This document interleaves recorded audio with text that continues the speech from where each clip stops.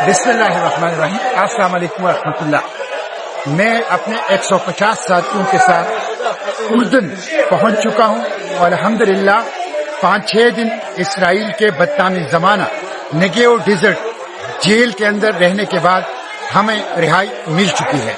इस दौरान हमारे हाथों में हथकड़ियां डाल के पीछे बांधी गई, हमारे पांव में बेड़ियां और जंजीरें डाल दी गई, हमारे आंखों पर पट्टियां बांधी गई, हमारे ऊपर कुत्ते छोड़े गए, हमारे ऊपर गन्स रखी गई और हमें बदतरीन किस्म का टॉर्चर किया गया। हमने 3 दिन भूख हड़ताल की अपने मुतालिबात के लिए।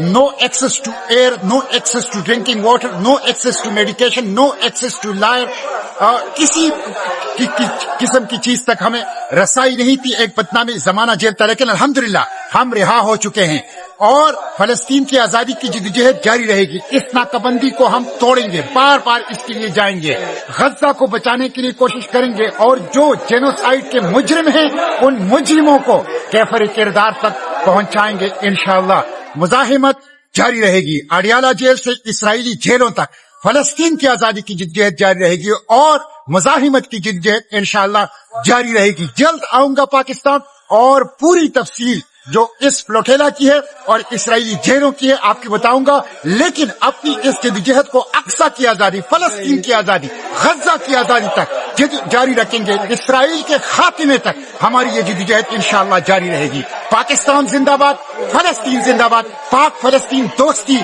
पाइंदाबाद।